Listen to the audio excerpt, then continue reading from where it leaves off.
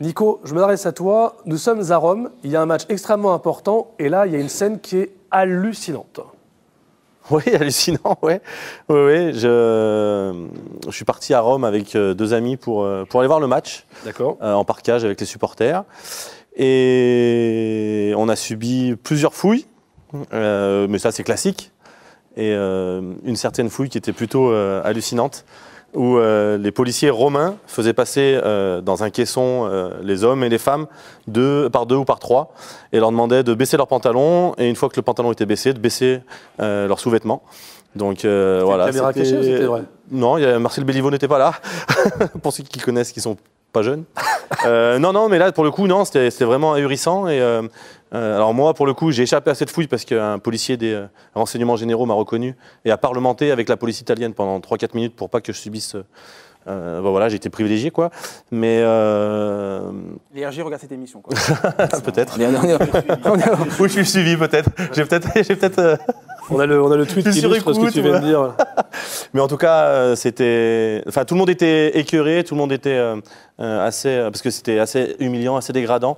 C'est lamentable. Ils étaient révoltés. C'est fou quand même. Le problème, c'est qu'on est sur le territoire italien et la police italienne est maître de son territoire. Donc la police française ne pouvait que subir ce qui s'est passé, l'Olympique Lyonnais également.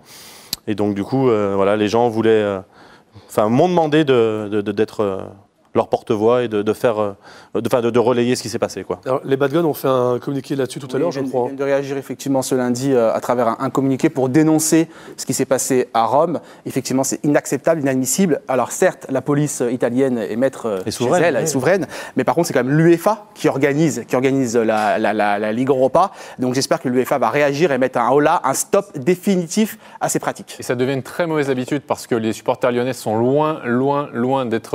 Il n'y avait pas de tension. Aucune. Les pires ou les plus virulents en Europe, il y a quand même très rarement des problèmes. À Séville, ils tombent dans un guet-apens, parce qu'il faut quand même se rappeler qu'à Séville, il y a quelques mois, ils sont tombés dans un véritable guet-apens où ils se sont fait taper dessus. On se rappelle des images. À Rome, là, ce sont des fouilles humiliantes. Je crois qu'à un moment, il faut s'y arrêter, quoi. D'autant plus que ça se passait sans tension. Quelques chants, mais comme tous les supporters. Il y a eu une fouille avant de monter dans les navettes. On est arrivé dans les navettes, ils nous ont laissé très longtemps dans les navettes. Après on sortait. Il y avait un policier qui filmait tous ceux qui sortaient des bus, qui filmait les cartes d'identité. Ensuite, on a subi 3-4 palpations.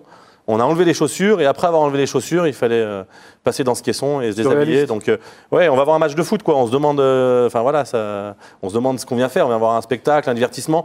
C'est vrai qu'il n'y a pas de fumée sans feu. Les supporters, des fois, ont un mauvais comportement. Là, pour le coup, toute la journée s'était déroulée de manière très calme et intelligente, quoi. Tu as été remarqué, toi, parce que je cite un tweet d'Olimas qui nous dit « Vraiment cool d'avoir des anciens joueurs comme Puy-de-Bois qui font le déplacement et vont en parkage, pareil à Turin. C'est rare, c'est très rare. » Là, je crois que ça confirme l'idée que tout le monde se fait de toi, tu es une bonne personne. C'est gentil, mais bon, j'allais avec mes copains. Ils m'ont lancé ce défi-là. Je prends du plaisir à partager le déplacement avec eux. Parce que le foot, c'est qu'un prétexte d'aller voir le match, c'est qu'un prétexte. C'est passer des bons moments avec des copains et partager l'ambiance. Donc j'ai passé un bon week-end.